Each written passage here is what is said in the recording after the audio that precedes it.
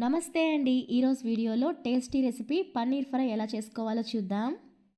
ఈ పన్నీర్ ఫ్రై స్టార్టర్గా తినొచ్చు లేదా పప్పుచారులోకి సైడ్ డిష్గా నంచుకొని తినొచ్చు. ఆనియన్ని, క్యాప్సికమ్ని ఈ విధంగా కట్ చేసుకుని పక్కన పెట్టుకోవాలి. పన్నీర్ని క్యూబ్స్ లాగా కట్ చేసుకుని పక్కన పెట్టుకోవాలి.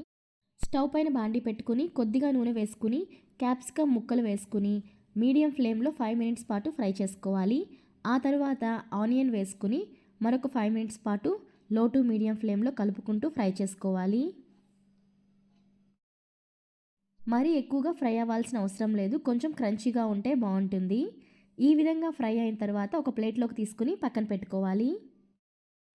కొద్దిగా పసుపు, గరం మసాలా, ఉప్పు, కారం తీసుకోవాలి. అలాగే కొద్దిగా కసూరి మేతి తీసుకుని పక్కన పెట్టుకోవాలి. అదే బాండీలో కొద్దిగా నూనె వేసుకుని జీడిపప్పు వేయించుకుని పక్కన పెట్టుకోవాలి. అదే బాండీలో కొద్దిగా నూనె వేసుకుని ఉప్పు, పసుపు, కారం, గరం మసాలా, కసూరి మేతి వేసుకుని లో ఫ్లేమ్లో కొన్ని సెకండ్స్ ఫ్రై చేసుకోవాలి. ఆ తర్వాత పన్నీర్ పీసెస్ వేసుకుని పన్నీర్ పీసెస్కి ఈ మసాలా అంతా కోట్ అయ్యేలాగా బాగా కలుపుకోవాలి. పన్నీర్ పీసెస్ విరిగిపోకుండా జాగ్రత్తగా కలుపుకోవాలి. పన్నీర్ పీసెస్ అంతా కోట్ అయిన తర్వాత మంటను మీడియం ఫ్లేమ్లో పెట్టుకుని పన్నీర్ పీసెస్ని అన్ని వైపులా మంచి కలర్ వచ్చే వరకు ఫ్రై చేసుకోవాలి. ఈ రెసిపీకి కొద్దిగా ఆయిల్ ఎక్కువగానే పడుతుంది, కానీ టేస్టీగా ఉంటుంది.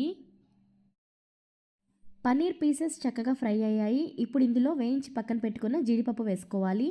జీడిపప్పు ఆప్షనల్, వేసుకోకపోయినా పర్వాలేదు.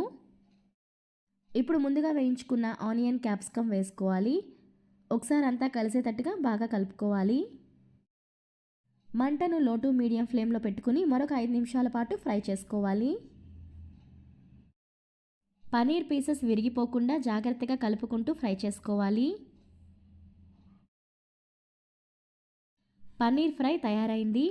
పన్నీర్ ఇష్టపడే వాళ్ళకి ఈ రెసిపీ తప్పక నచ్చుతుంది. మీరు కూడా ఒకసారి ఈ రెసిపీ ట్రై చేసి చూడండి. ఎలా వచ్చిందో మాకు కామెంట్ చేసి చెప్పండి.